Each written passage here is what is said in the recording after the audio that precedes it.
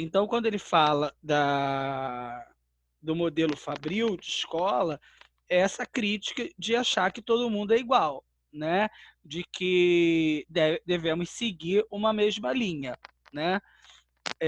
Sem levar em consideração o contexto, sem levar em consideração as diferenças, né? Aí nós falamos sobre a Prova Brasil, IDEB, né? O que acontece? Quando eu proponho um currículo, você lembra quando a gente discutiu a BNCC? A BNCC ela leva em consideração as diferenças de cada lugar? Podem abrir o microfone, não precisa fechar o microfone, não. Tem pouquinha gente na sala. Não. Não leva, né? Então, se ela não leva, ela está mais próximo ao modelo libertário de educação ou um modelo fabril? Fabril.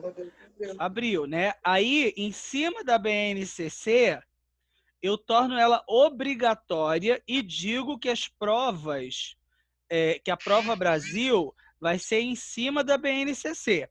Então, eu estou dando liberdade dos municípios escolherem, municípios e estados, escolherem os seus currículos, ou eu estou tentando encaixar todo mundo dentro dessa fabricazinha? Está tentando encaixar. Estou tentando encaixar, né? De que forma? Cobrando prova, instituindo um currículo igual, né? E quando eu boto todo mundo dentro de uma forminha e acho que todo mundo é igual, não levo em consideração as diferenças sociais, que não teve merenda, que não tem acessibilidade, que não teve ônibus, eu estou ajudando a todo mundo ficar igual ou só aumentando a desigualdade? Aumentando. Aumentando a desigualdade. Então, qual a pergunta que eu fiz ali embaixo? Qual a questão? O autor critica o modelo tradicional de escola que vem sendo perpetuado ao longo dos séculos, que é a escola de modelo fabril. Tendo em vista a afirmativa, aponte como a BNCC acentua esse modelo de escola e contribui para aumentar as desigualdades. Então, o que eu falei para vocês? Primeiro, qual é esse modelo fabril? Entende-se que todo mundo é igual e todo mundo vai sair igual. A BNCC pensa diferente disso? Não. Não. Então, ela faz o quê? Ela acentua dessa forma, né? Uma vez que ela propõe esse modelo fabril, mais uma vez, que todo mundo teria um currículo igual, né?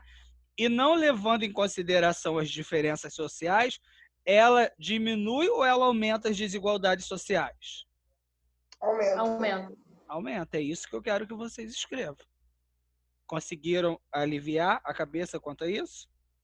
Sim, foi muito perfeito, porque eu não tinha conseguido sequer entender a pergunta, que eu fiquei batutando ali, juro por Deus, eu me senti uma idiota, mas enfim, você falando assim, bem mais fácil. É porque a gente vai lembrando do que a gente conversou, né? É. Então vamos lá. Posso passar para 2? Pode. Posso passar para 2, né? Nas escolas, salas separadas, o que se ensina é que a vida é cheia de espaços estanques. Turmas separadas e hierarquizadas, o que se ensina é que a vida é feita de grupos sociais separados. Então, vamos começar ali bem do início. Ele está descrevendo a escola, né? Nossas escolas. Como que são as nossas escolas? Ele escreveu isso em 2001, mas a gente pode identificar até hoje, né? As nossas escolas, as salas são separadas. Então, a gente ensina que a vida é cheia de espaços estanques, né? Espaços separados. Turmas separadas e hierarquizadas. Quando ele fala de turmas hierarquizadas, é quando a gente separa todo mundo que é bom numa sala, todo mundo que é ruim em outra sala, ou os bons de manhã e os ruins à tarde, né? A gente cria essas diferenças. O que se ensina é que a vida é feita de grupos sociais separados, um em cima dos outros. Consequência prática, a competição entre turmas. Competição que chega à violência, os trotes. Saberes ministrados em tempos definidos, um após o outro. O que se ensina é que saberes são compartimentos estanques, porque a gente coloca sempre uma grade de conteúdos, né? Você primeiro tem que aprender isso, para depois aprender aquilo, né? E o Rubem Alves ele vai criticar isso. Tanto que quando ele fala sobre a escola da Ponte, né, que o aluno ele escolhe a ordem da aprendizagem, né, ele vai falar da questão da escola possível, né? Quando a gente institui a BNCC, a gente coloca em ordem. Primeiro ele tem que aprender isso, depois ele tem que aprender aquilo, mas se o aluno ele já traz alguma coisa de casa ou se ele já traz algo que o leve a pular aquela etapa, a escola não leva em consideração. Está naquela sala, pronto, acabou, né?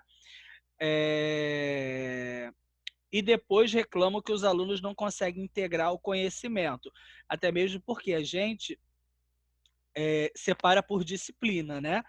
E a disciplina, ela não necessariamente conversa com a outra. O professor de ciências entra na sala, dá a aula dele e vai embora. O de história entra na sala, dá a aula dele e vai embora. Que momento que os conhecimentos se integram, né? Tem um autor que fala sobre isso, que é importantíssimo, que é o Edgar Morin. Não sei se vocês já ouviram falar, mas com certeza vão ouvir durante esse percurso. E ele fala sobre essa ideia que nós temos de separar o conhecimento, já que o conhecimento ele é único, né? Mas a gente na escola a gente não faz isso, a gente desintegra, né? Apelam então para a transdisciplinaridade. Vocês sabem o que é transdisciplinaridade? Não. Não? Transdisciplinaridade é uma corrente pedagógica que diz que as disciplinas elas se integram, né? Então a gente não, quando a gente vai trabalhar a partir da transdisciplinaridade, você vai pegar um conteúdo e esse conteúdo vai ser visto a partir do ponto de vista de todas as disciplinas, né? Por exemplo, eu vou trabalhar água. Essa semana o tema da turma vai ser água. Então, o professor de matemática ele vai trabalhar a partir de água, o professor de ciências a partir de água, ou seja, o tema, o conteúdo é o mesmo, a forma de trabalhar e os conceitos que vão ser diferentes. Ou seja, as disciplinas, uma perpassa por outra, né? Essa é a transdisciplinaridade. Para corrigir o estrago feito. O que me faz lembrar um filme de O Gordo e o Magro. Ainda falo sobre o tal filme Queijo Suíço. Uma vez cometido o erro arquitetônico, o espírito da escola já está determinado, mas nem arquitetos, nem técnicos da educação sabem disso. O que ele está falando? Que quando a gente reproduz a estrutura da escola, quando a gente faz uma escola, mesmo que ela seja nova, e a gente já reproduz no modelo antigo, ela já está fadada a dar errado, né? Mesmo a gente pensando em alternativas como a transdisciplinaridade, né? Ela já está fadada a dar errado. Por quê? Ela vai repetir o mesmo currículo, ela vai repetir a mesma estrutura, cada um na sua sala, cada professor no seu horário, ou seja, não tem integração, né? Na visão de Rubem Alves, a concepção de educação está ligada à integração, né? Então, ele vai falar da ideia daquelas escolas possíveis, né? Vocês se lembram quando eu passei o documentário para vocês, que estava mostrando que tinha turma que não tinha uma escola que tinha assembleia, por exemplo, que eles discutiam os problemas da escola, né? A outra, eles não tinham uniforme, né? Tinha uma menininha que decidia o horário de ficar lá na sala, eles tinham tutoria, né? São modelos outros de escola, né? De formas de pensar escola. Texto 2. Artigo 205. A educação, direito de todos e dever do Estado. e da família será promovida e incentivada com a colaboração da sociedade, visando ao pleno desenvolvimento da pessoa, seu preparo para o exercício da cidadania e sua qualificação para o trabalho, né? Então, o que é o pleno desenvolvimento da pessoa? É quando a pessoa ela se desenvolve no seu âmbito social, psicológico, no seu âmbito cognitivo, ou seja, é pensar uma escola em que a criança tem uma formação tão ampla, né, que ela consiga sair de lá com o que a gente chama de formação integral, né? A nossa escola, ela contribui para a formação de uma criança em todos os âmbitos. A criança ela sai de lá com uma formação cidadã, ela sai com uma formação política, ela sai com uma formação cognitiva, formação sociocultural, formação vocabular, formação corporal, né? A escola ela desenvolve todos esses campos na pessoa? Ou a escola ela continua ainda sendo aquela sala que o professor dá a matéria, o aluno vai lá, copia, faz a prova e acabou? Essa segunda opção. O que a gente ensina na escola, a gente ensina de maneira prática que o aluno vai chegar ali fora e vai conseguir empregar os conhecimentos da escola no dia a dia da vida dele? Nem sempre. Na maioria das vezes, não, né? Por exemplo, a gente ensina oração subordinada substantiva. Ninguém olha ali e fala assim, oh meu Deus, agora eu tenho que usar uma oração subordinada substantiva, né? Na maioria dos casos, o que a gente trabalha na escola são conceitos que vão ser utilizados para dar prosseguimento no estudo, né? Que não necessariamente são conhecimentos que a gente usa conscientemente no dia a dia, né? Aí a gente perde a questão da formação cidadã, né? Então vamos lá. E em contraponto, que é essa visão que o Rubem Alves traz, que a escola continua nesse modelo fabril, né? E a LDB, Rodrigo, fala, amor. falando sobre isso, o que a pessoa emprega. Tenho várias amigas que estudou comigo, né? Ou seja, terminou, né, o ensino médio e escreve ter amor no Face. Ai, Deus me livre. Ai. Olha, pior, Angélica, que hoje eu vi uma colega formada em português usando o gerúndio composto de forma errada. Eu quase morri, porque eu tenho pavor daquele eu vou estar enviando, eu vou estar, não sei o que lá. Eu acho que uma coisa é você ter um conhecimento não tão desenvolvido sobre a língua e cometer um desvio que é comum, mas outra coisa é você professor de português, que estudou a regra, porque eu não estou falando que professor de português fala tudo certo não, tá, gente? Porque às vezes a gente comete desvios também, né? Mas tem coisas que são muito pontuais. Ó, me mata, né? Mim conjugando verbo, Não, o que e eu falo, a gente também não é super correto, mas tem coisa que é muito, assim, assassina demais, né? Aí, nervoso. esse uso do infinitivo me mata também, né? Tinha amor. As pessoas têm um ato terrível, né? Então vamos lá, gente. Então, então o Rubem Alves ele diz que a escola continua sendo a mesma. Qual é a mesma escola? É o mesmo texto, tá, gente? É esse modelo fabril.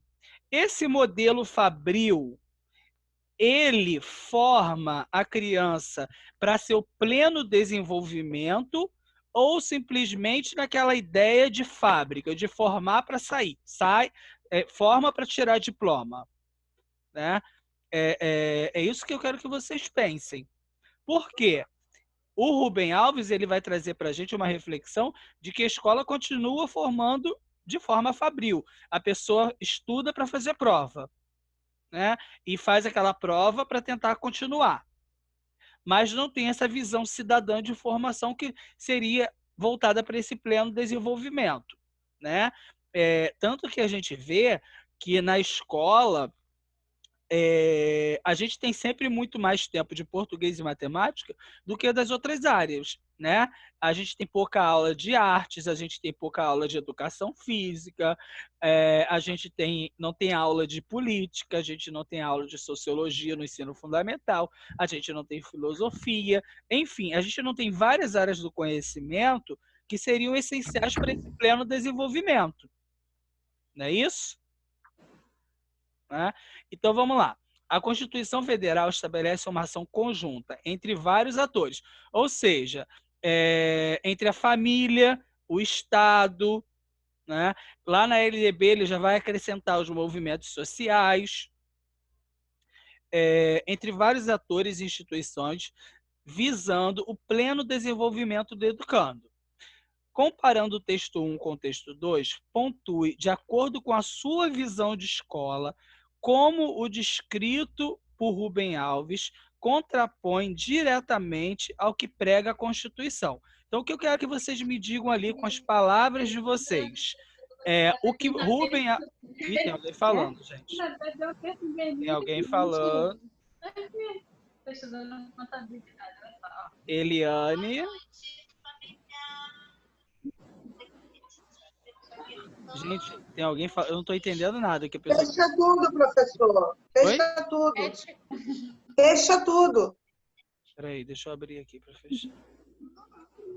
Voltando na perna? Tadinho. Danquinho.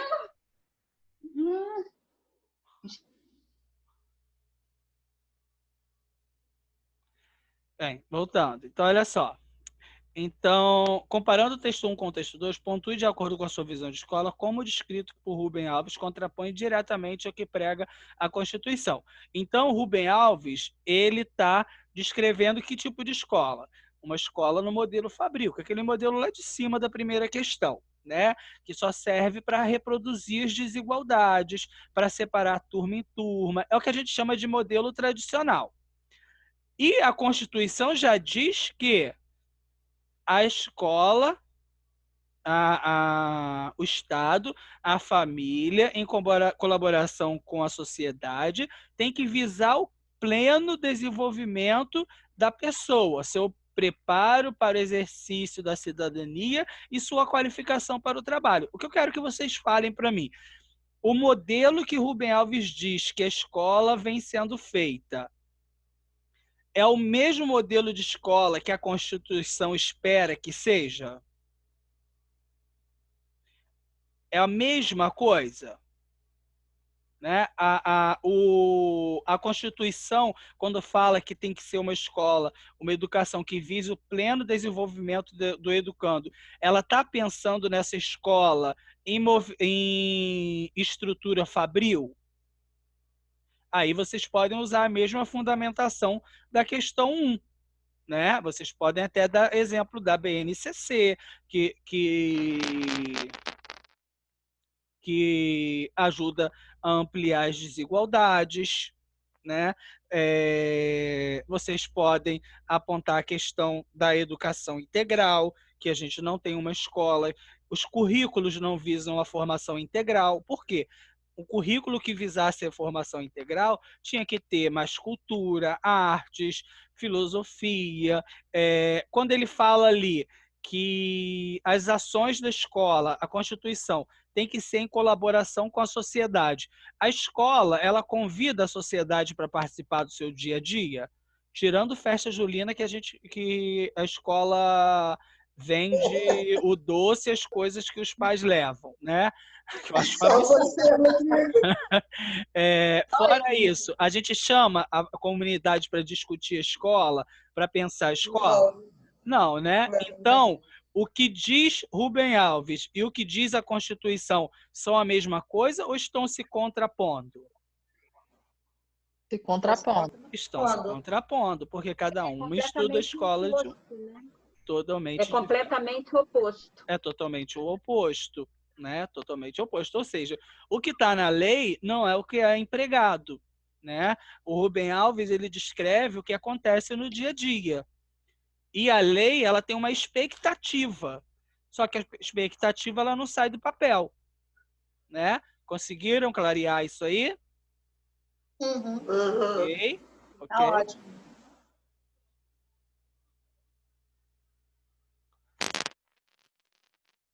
Vamos lá.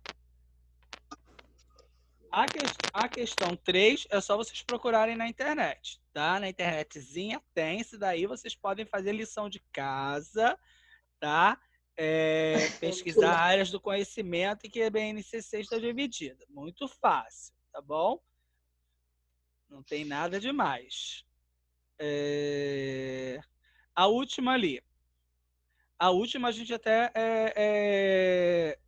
eu acho que ela está até mais aberta para vocês escreverem. Todas ali vão partir muito da escrita pessoal de vocês, tá? A função social da escola tem sido cada vez mais diversificada. Ela se funda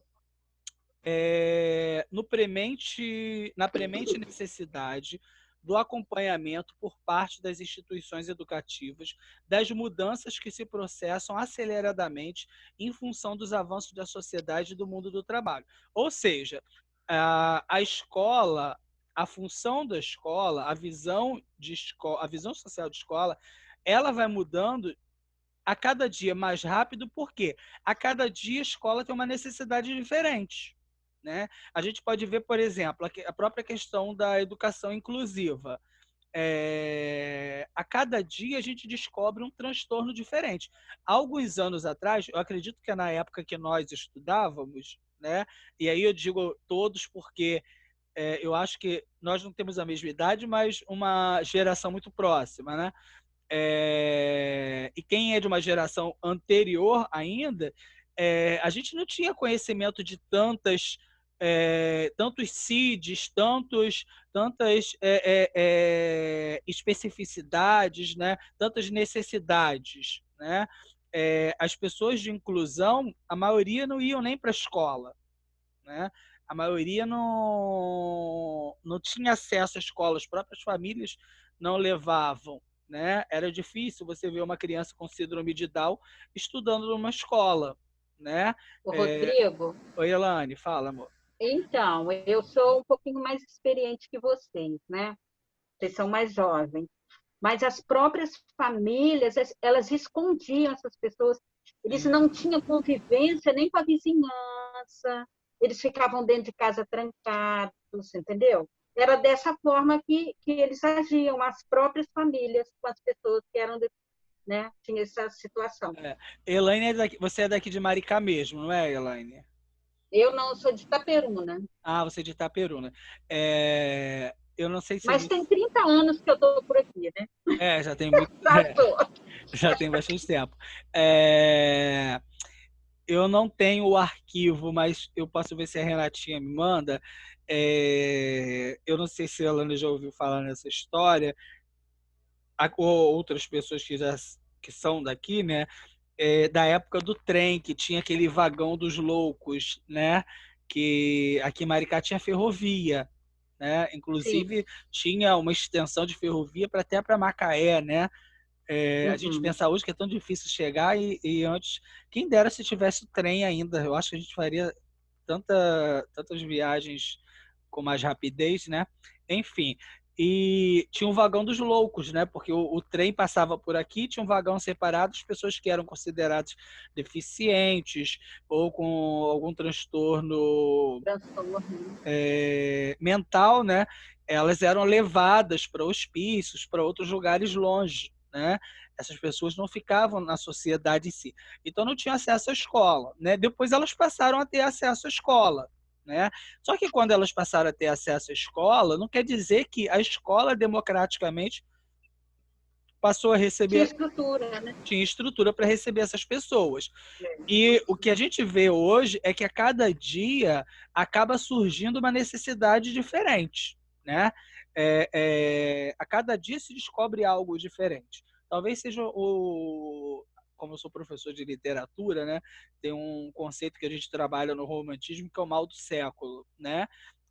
E a gente está sendo tão envenenado, né? Por isso que eu gosto de comer na Elaine, que eu sei que ela não usa coisas artificiais, Mais naturais possíveis, né? ela usa as coisas naturais, mas a gente acaba comendo tanta coisa em casa que é artificial, que vem com tanto veneno, e nós somos envenenados, né? E esses envenenamentos, eles nos causam problemas e às vezes causam problemas aos nossos filhos, que geram necessidades que vão refletir diretamente na escola, né? Então, de acordo com as necessidades da sociedade, a escola vai ganhando uma nova função, uma nova visão social, né? Que não necessariamente ela consegue atender, né? Não necessariamente ela consegue atender a todos, né? Aí tem a imagem aí do cadeirante, uma escola antiga, né? E olha quantos degraus para ele subir, né? Quantos degraus para ele conseguir chegar lá na sala de aula. Não tem elevador, não tem rampa, né? Como que ele vai fazer? Aí tá ali com uma pessoa, uma senhora do lado, né? Uma moça, e ele olhando alguém vindo lá de cima, né? E isso é a realidade da escola, né? Hoje a gente já pensa a escola, porque às vezes as pessoas pensam acessibilidade, vamos fazer uma rampa, né? Hoje mesmo eu escutei isso. Não, acessibilidade, vamos fazer a rampa. Aí eu falei, e o corrimão? E a marcação para os deficientes visuais? Tem que ter, né? É o mínimo hoje. Aí vem uma fala embaixo. Somente 36% das escolas da rede municipal de ensino de São Paulo possuem padrões técnicos de acessibilidade. No universo de 100%, gente, 33% é muito pouco, né? Para uma cidade do tamanho de São Paulo, né? Se a gente for pensar as escolas da Prefeitura do Rio, por exemplo, que na maioria são escolas antigas, piora mais ainda, né? A gente mesmo tem escolas aqui que a gente não tem acessibilidade, né? Elaine não deve ter ido ainda, mas o Joana tá quase todo novinho, né? Aí estão derrubando É, aquela rampa, fazendo outra estrutura, tá ficando muito legal. Então vamos lá. Aí a segunda imagem traz o que ali para gente? Os alunos da Escola Municipal Nucleada Aritaguá, localizada no município de Ilhéus, 309 quilômetros de Salvador, estão sem local para estudar, devido à falta de infraestrutura do local. Bem, então as crianças estão estudando todos do lado de fora. Vocês estão vendo que mesmo não tendo parede, eles seguem a mesma estrutura, porque eles poderiam estar em roda aqui fora, né? Mas não estão. Eles estão um atrás do outro, enfileirados, né? No chão batido aqui, tentando pegar uma sombra, né? Então o que acontece aqui? Qual é o problema? Falta de estrutura também, né? E aqui a merenda escolar. E essas pessoas aqui comendo têm cara de aluno? Não. Não, né? São pessoas, são engravatados, são os políticos, né? Os dentes bem pontudos, o dinheiro, o que eles estão comendo, estão com o prato cheio, mas eles estão puxando o quê? O dinheiro, né? Ou seja, representa o desvio das verbas de merenda, né? Mas se a gente for parar para pensar, gente, tudo que está aqui em cima nos leva a pensar a questão de recursos. Porque se essas crianças estão sem estrutura para sentar na escola, para onde foi o recurso que seria para construir escola? Se existe uma verba específica para acessibilidade, por que somente 36%, 33% das escolas de São Paulo são acessíveis? Algum lugar está esse dinheiro, né? Porque houve o desvio de verba. Então vamos lá. Com base no enunciado da questão, reflita sobre a importância da função social da escola e como as situações descritas nos textos 1, 2 e 3 interferem diretamente na consolidação da escola numa perspectiva social. Então, primeiro eu quero que vocês pensem qual é a função social da escola, quais funções sociais a escola desempenha, né? Isso com base no que a gente estudou nessas duas últimas aulas, né? E a gente pensando que a função social da escola está atrelada a também necessidades das crianças, né? A merenda, a estrutura, a acessibilidade. Então, vamos lá. Se a escola ela tem uma função social de ter o olhar para todos e de atender a necessidade de todos, né? Seja alimentar, seja educacional, seja de estrutura. Se eu desvio recurso, isso interfere no processo da escola cumprir o seu papel? A sua função social? Interfere. Então, eu quero que vocês falem disso, eu quero que vocês falem como que esses desvios atrapalham a escola a se desenvolver a sua perspectiva social, e que males isso traz para a sociedade. Aí vocês podem citar os exemplos que vocês quiserem, tá? A questão da merenda, a questão da acessibilidade, a questão da infraestrutura, né? Que não é um problema tão longe da gente, né? A gente tem problemas aí que a gente vivencia, né? Até no nosso próprio dia a dia. A gente vai pensar acessibilidade no nosso espaço, né? Onde vocês estudam, como é pensada a acessibilidade, onde os filhos de vocês estudam, como é pensada a acessibilidade. Ontem eu dei aula e uma menina falou assim, não, professor, lá não sei aonde as crianças estavam comendo arroz com ovo mexido, né? Aí eu falei, sim, o ovo com arroz mexido, e tem pessoas que aquilo ali é essencial, né? E não estou desmerecendo a comida de forma alguma, mas a gente sabe que o valor para a merenda, a ideia é que a comida para a criança tenha valor nutricional, né? Tenha verduras, legumes, esse monte de coisa, né? Se não chegou o recurso para as verduras, para os legumes, para a carne, não sei o que, não sei o que lá, para onde foi? Né? Gente, o dinheiro vai. Ele pode não chegar onde ele deveria, mas se ele não chega onde ele deveria, ele foi para algum outro lugar.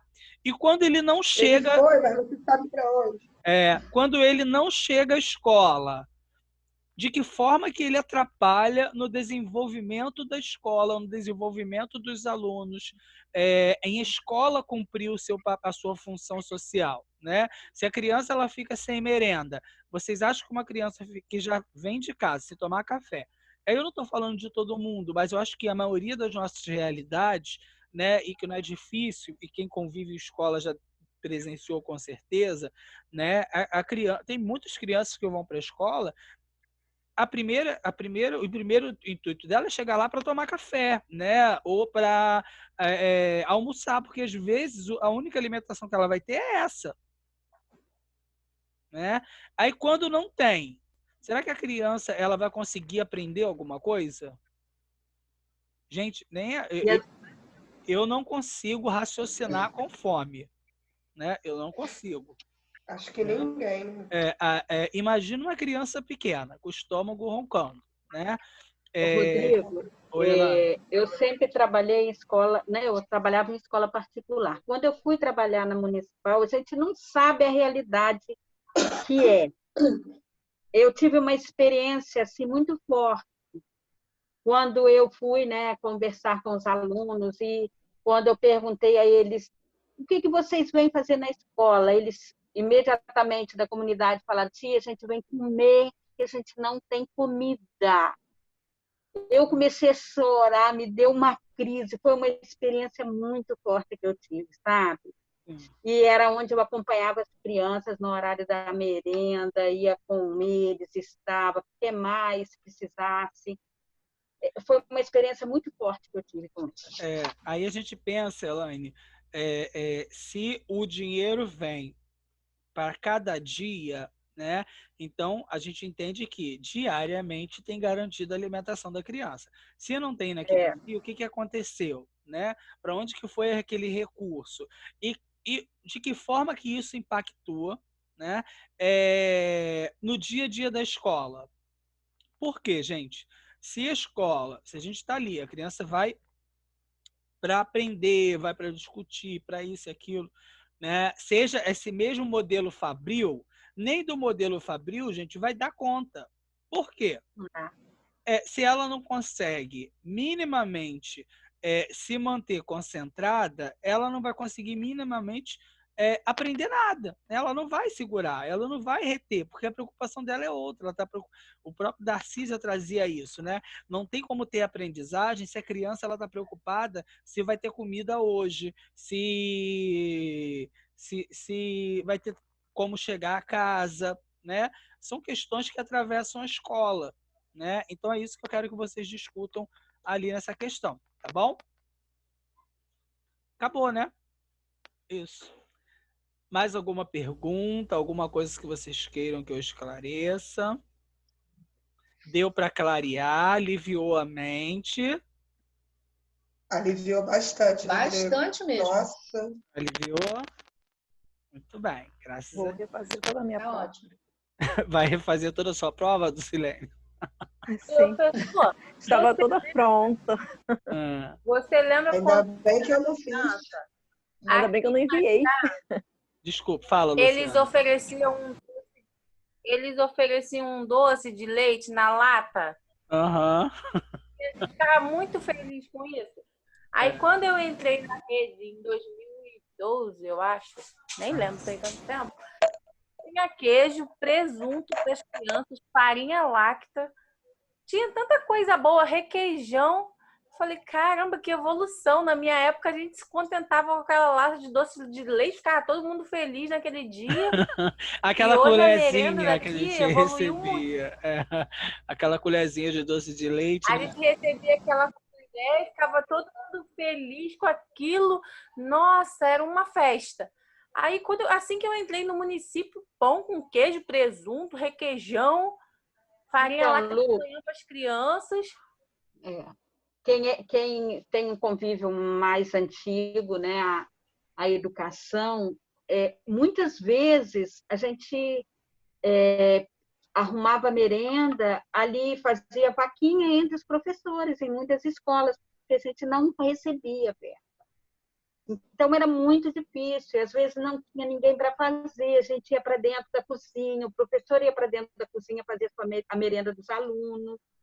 Tudo isso. Hoje, quando a gente vê esse tipo de merenda na rede, poxa, é uma alegria muito grande. É uma satisfação muito grande o que está acontecendo. Eu me lembro que quando eu era aluno, a gente tinha uma época, foi a época de Brizola, né? Que a gente levava aquele saquinho de leite para casa, né? Eu não sei quem levou, eu levei. Aqui na época do Estado a gente levava, né? Eles davam um saco de leite pra gente. Quando tinha saco de leite, era uma felicidade. Eu não sei nem se existe mais saco de leite. Eu não tenho hábito de beber leite, mas eu nunca mais vi, né? Antigamente a gente comprava só saco de leite, né? Ontem eu estava mexendo em umas coisas antigas, aí vi uma foto de lata de óleo, né? Falei assim, gente, é verdade, o óleo antigamente era em lata, né? Agora é plástico, né? Mudou muito. Enfim, evoluiu, né? Então, bem, crianças, mais alguma pergunta sobre alguma questão? Querem tirar alguma dúvida? Querem falar alguma coisa do conteúdo? Deu para esclarecer? Deu para aliviar a mente? Para mim tá tudo Um alívio e Para tanto, mim né, também. professor? Que bom. É porque Eu peguei essa aula, já tinha começado.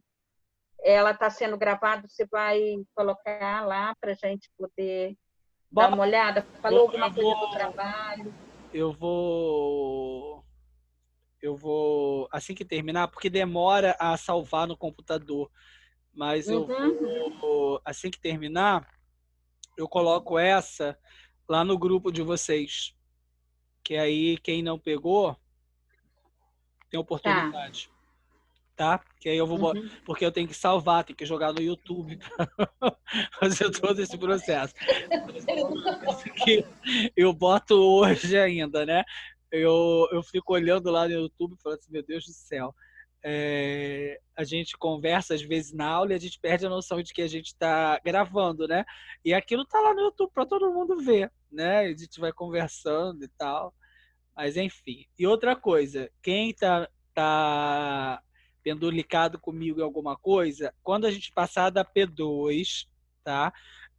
Aí eu vou sentar com vocês para a gente ver o que ficou para trás, tá? Antes de fechar as notas, aí eu acho que na turma de vocês só Elaine e Israel acho que só vocês, eu não tenho certeza, tá? Vocês eu sei que sim, porque vocês dois falaram comigo, né? Mas fiquem tranquilos que antes de fechar a nota a gente vai sentar e vai conversar para tentar resolver, tá bom? Porque período que vem quero ver todo mundo no terceiro período, hein? Professor, Ah, você que Ô, Glória. gosta de lei, ah. as leis tiveram alguma mudança? Alguma coisa assim? A respeito de... Eu estou pensando em fazer o concurso de São Gonçalo. Confesso que eu estou com muito medo pelas áreas lá, né? Que são bem calmas, né? Aí eu estou com bastante medo. Só que, assim, tudo é experiência, né? Eu quero fazer para ter uma experiência, não para a área de. Eu pensei até, não tenho vergonha de falar, não. Eu pensei até em fazer para merendeira só para ter uma noção. Só que Mas não tem problema nenhum. envolve lei, envolve um monte de coisa, né? Eu queria saber se mudou, assim, alguma coisa. O que acontece, Luciana? O edital, ele traz a bibliografia, né? Então, ele não foge à bibliografia que ele indica. Então, lá dentro já tem a legislação. Se ele coloca assim, legislação brasileira vigente, aí é tudo que está sendo alterado agora, porque tiveram várias modificações agora. A LDB, ela não foi modificada, né? A lei em si, ela não foi modificada. Para uma lei ser modificada, eu tenho que fazer um trâmite, né? Tem que passar pela Câmara, tem que passar pelo Senado, ser sancionada pelo presidente. Então, isso tudo demora, né? Como, por exemplo, a questão dos dias letivos, dias e horas, né? Porque a LDB, ela diz que tem que ser 200 dias e 800 horas.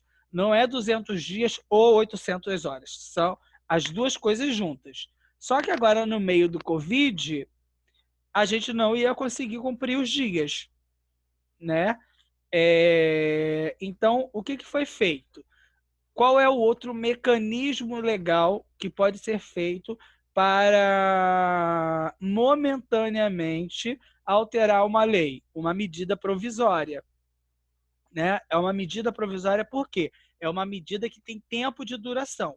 Aí foi editada uma medida provisória flexibilizando os dias, ou seja, a gente não precisa cumprir os 200 dias, mas temos que cumprir as 800 horas, né? Basicamente, o que foi mexido agora foi isso e a questão da aceitação das aulas remotas, reconhecimento de aulas remotas como hora letiva, né? Essas atividades remotas, seja em papel, seja em internet, elas são reconhecidas como atividades letivas, né? Em São Gonçalo, acredito que vai cair legislação. Eu até fiz a minha inscrição para São Gonçalo para OP, né? Mas não li nada, nem sei quando que vai ser a prova. Quando que é a prova de São Gonçalo? Tá aberta ainda, não tá? Reabriu. Aberto ainda, eu acho que é até o final desse mês a inscrição. Mas eu ainda estou muito na dúvida, porque eu confesso que eu morro de medo de São Gonçalo, né? Então, assim, minha irmã falou, Luciana, faz só para ter uma experiência. Só que eu tenho muito medo, porque a madrinha da minha filha tentou por experiência e acabou passando, né? Aí, passar, né? Aí vai dizer, olha, Luciana, eu trabalhei no estado, eu fui professor em São Gonçalo, eu dei aula na linha, eu dei aula no centro de Alcântara à noite, lá no Pandiá, eu dei aula lá no Morro em Santa Isabel, eu dei aula na subida no Morro do Castro, então eu só peguei lugar brabo nessa época. Fui professor da Prefeitura de São Gonçalo no concurso... eu nem lembro que concurso, que faz muito tempo. Antes do último, né? O penúltimo concurso, acho que foi esse que eu fui professor de lá. Eu fui professor de São Gonçalo na época de...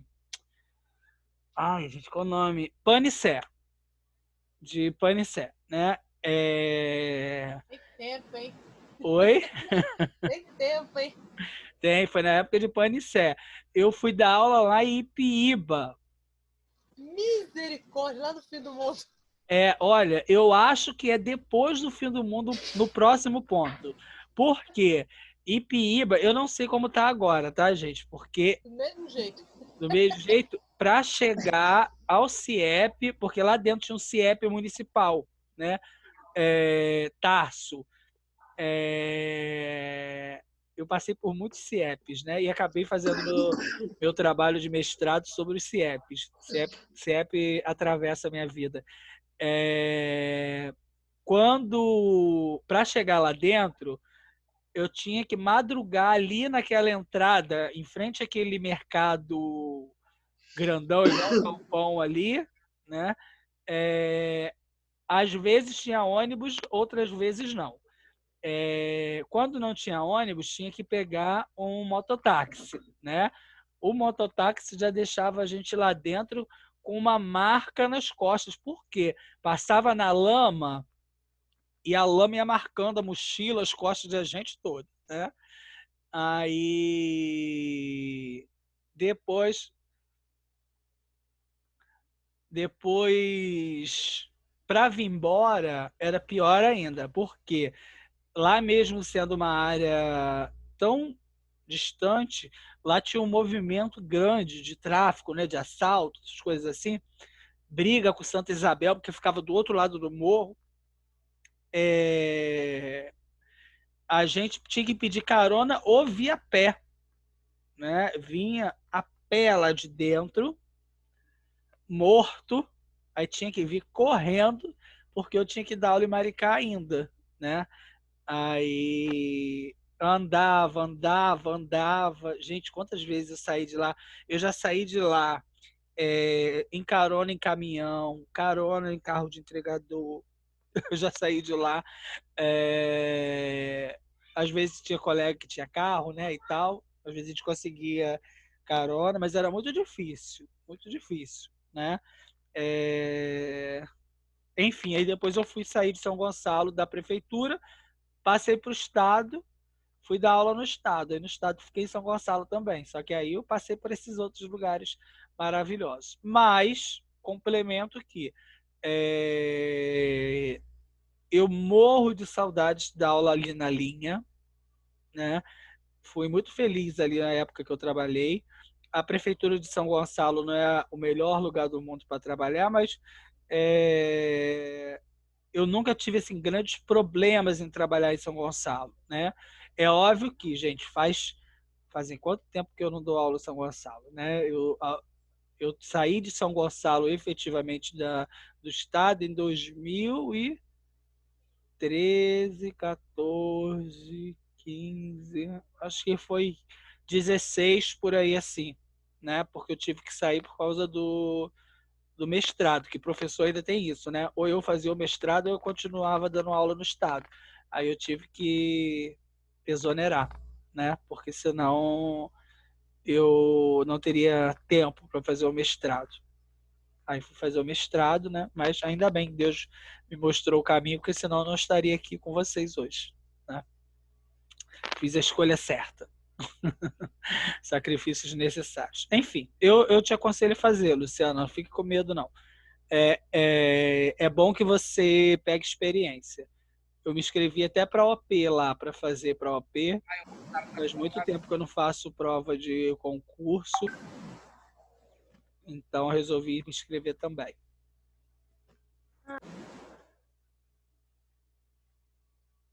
Acho que a Luciana caiu, né? Coitada. Ela estava falando comigo, acho que caiu, coitada. Caiu. Será que ela se machucou?